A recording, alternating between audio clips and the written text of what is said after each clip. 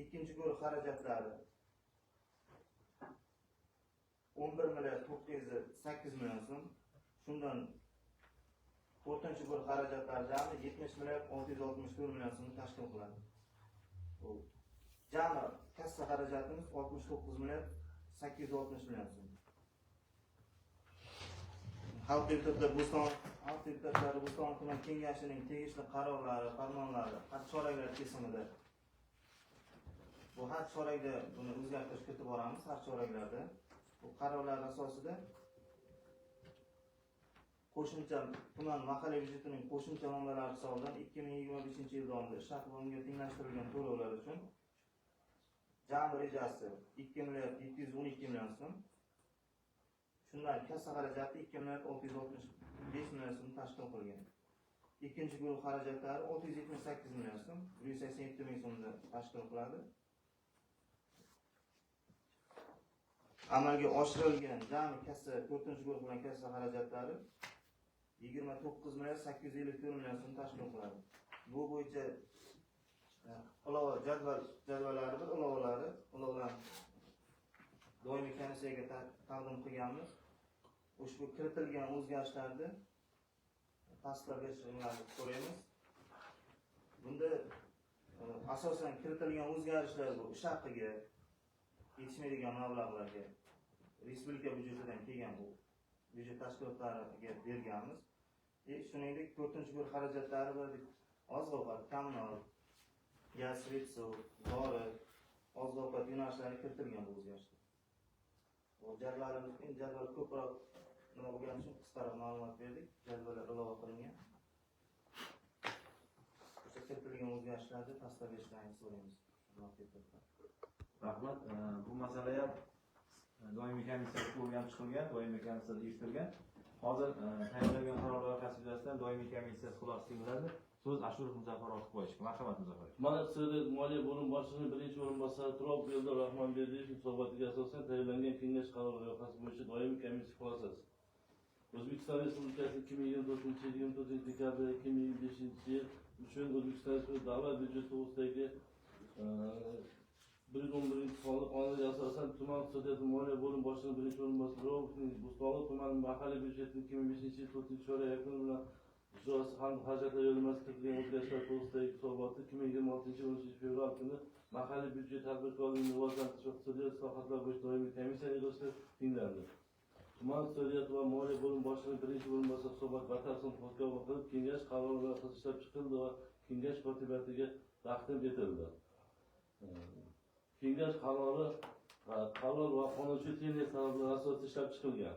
Doimiy komissiya a'zolari ishlab chiqilgan qaror loyihasini tasdiqlab berish maqsadga muvofiq deb hisoblaydi. Rahmat Muzaffar aka. Hisobot yuzasidan kimda savol, qo'shimchalar bor? Marhamat.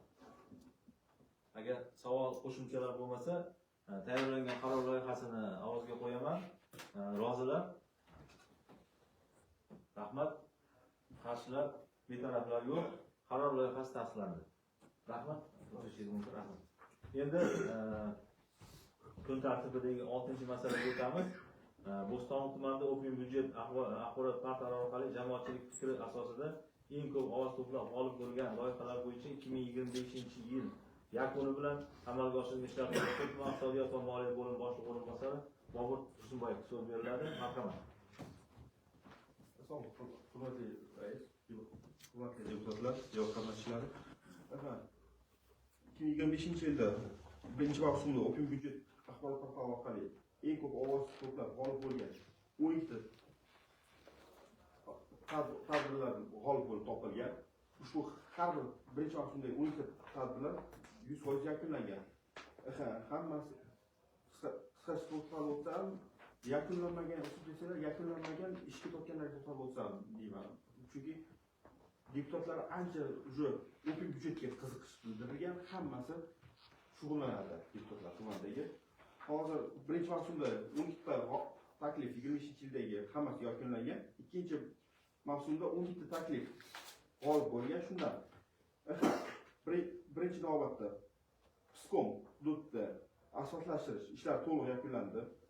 Ikkinchi taklif Yaktut 41-maktab isitish tizimi qozonxonalarni almashtirish taklifi g'olib bo'lgan. Bu ishlar ham to'liq yakunlangan.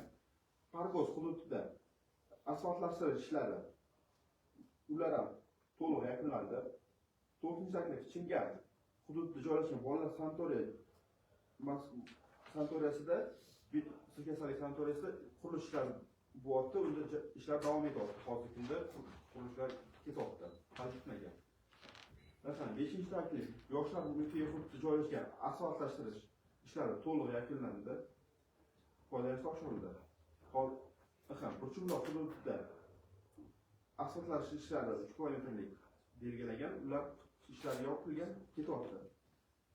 Bolalar muhitida hududda joylashgan 32-sonli umumta'lim maktabda vokal va mini stadion qurish taklifi ishlari davom etyapti. Hozir sovuq bo'lganligi uchun hali bitmadi. Qog'ozi bitib qoladi mana shu kunlarda. 8-chi taklif Qo'shqo'rg'on hududida ikkita mini stadion, bitta vakant qurilish ishlari davom etyapti. Hali yana Qo'shqo'rg'on hududida asfaltlashtirish ikkita taklif bitgan, birdaniga ikkalasi ishlari davom etyapti. Asosiy e'tibor yuqori hududga qaratilganligi sababli pastga hozir sovuq qo'yganligida ulgurilmadi. Endi istaganlar yo'llar uncha qo'rqoqda gaplashdik. Hozir Kirisk o'tdi deguncha boshlaymiz vaziyatga. Yana birinchi taklif ham Qo'shqo'rg'on hududida bu ham asfaltlashtirish. Buni ham ishlari davom etyapti. Hisobotdan qisqacha shulardan iborat. Bu qarorlardan tasdiq berishlar. Mana bu taqdim etgan jadvalingizda mana 2-mavsumda tadbirlarni amalga oshirish qiymati, bajarilgan ishlar uchun to'lab berilgan mablag'lar ko'rsatilmagan. Nega ko'rsatilmagan jadvalda? 2-mavsumda, 2-mavsumda, 1-mavsumda ko'rsatilgan mablag'lar. 2-mavsumda hozir hammasi unaqa ajratilgan. Bu to'lovlar hozir unaqa nega taqdim qilmayapsizlar jadvalni? Hozir mana 1-mavsumdagi taqdim etilgan mana masalan tadbirlarni amalga oshirish qiymati ko'rsatilmoqda. Aniqlangan bo'ldi qiymati? 2-mavsumdagi. Xarajatlar shartnomalar aniqlangan. O'rtacha xarajat hisobiga to'g'ri beramiz. Uni taqdim etinglar. Keyin mana bitta mana bajarilgan ishlar uchun to'lab berilgan mablag'lar ham ko'rsatilmagan. Bu ham ko'rsatilmagan. Mana ishda ketyapti, baribir qanchadir mablag' to'lab berilgan bunga.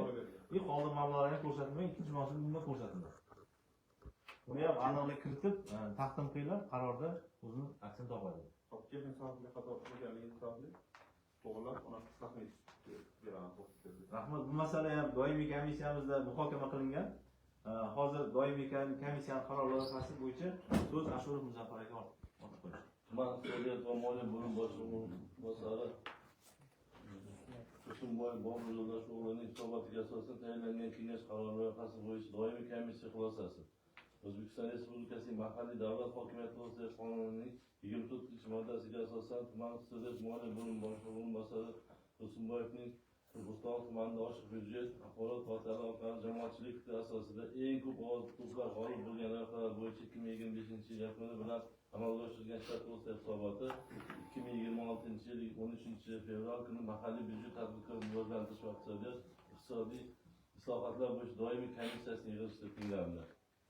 Tinglangan hisobotda tumanda ochiq byudjet axborot portali orqali jamoatchilik asosida eng ko'p ovoz to'plab g'olib bo'lgan loyihalar bo'yicha amalga oshirilayotgan qurilish ta'mirlash ishlari, belgilangan ishlar nihoyasiga yetkazilib, foydalanishga topshirilgan loyihalar bo'yicha ma'lumot berildi.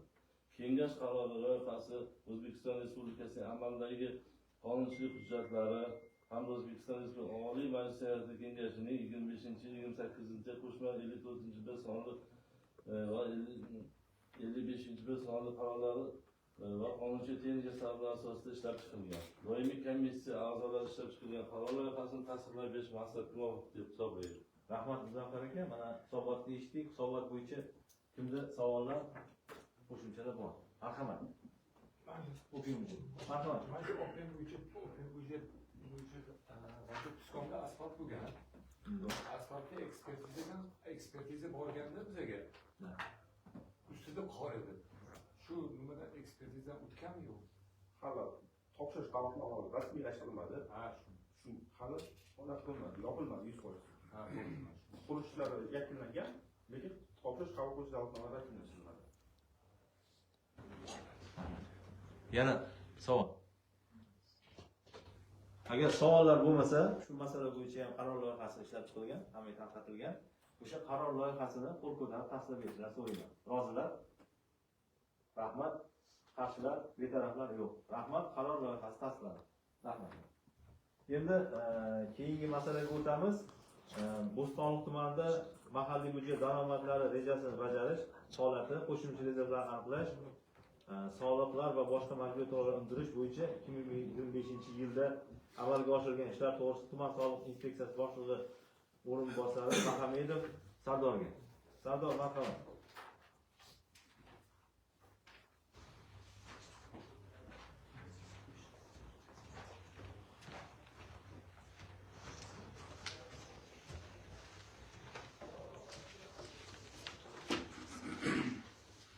Assalomu alaykum, hurmatli rais. Assalomu alaykum, hurmatli deputatlar. Tuman soliq inspeksiyasi bosh o'rinbosari Mahamedov Sardor vakili 2025-yil yakunlari bo'yicha byudjet daromadlari kontingent ijrosi to'g'risida qisqacha ma'lumot bermoqchiman. Bo'stonliq tuman soliq inspeksiyasi shu Bo'stonliq tumanida 2025-yil byudjetlarini ko'rsatkichlarining bajarilishi va yashirin iqtisodiyotga qarshi kurashish to'g'risida yil yakuni bo'yicha amalga oshirilgan ishlar quyidagilardan iborat.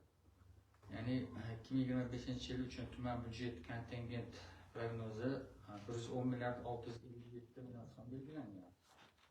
Shu ko'rsatkich yil yakuni bilan 118 milliard 85 million so'mga bajarilishi ta'minlandi, ya'ni 107%. Bu o'sha 2024-yilning mart davriga nisbatan 23 milliard 169 million so'mga ortiq bilan qo'shimcha mablag'lar jalb qilinishi hisobiga bajarildi 107%.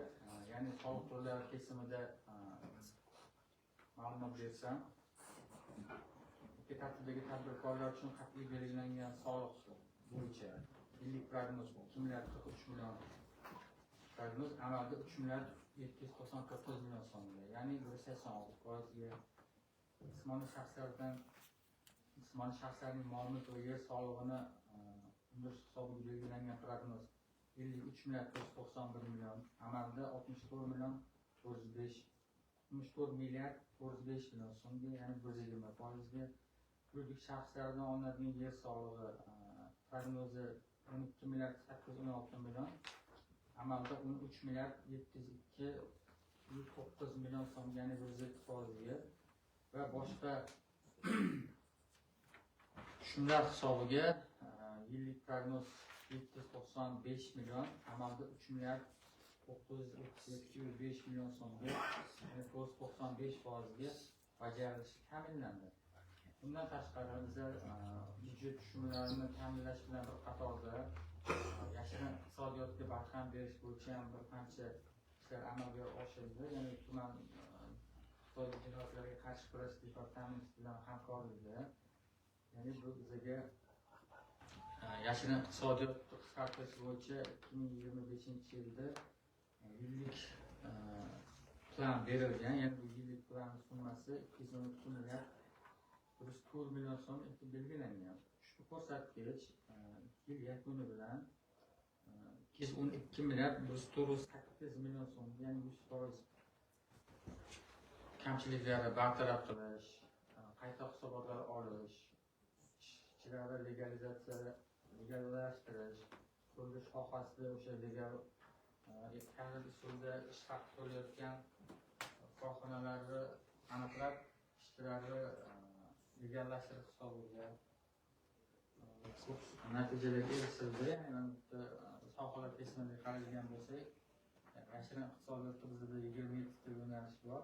Tumanga aynan tegishli yo'nalishlar bo'yicha norasmiy ishlar aniqlash orqali 1214 ta korxonada ishchilarni qonuniylashtirish natijasida 12 milliard 581 million so'm undirildi. Nol hisobot topshirgan va faoliyatini to'xtatgan subyektlarni tiklash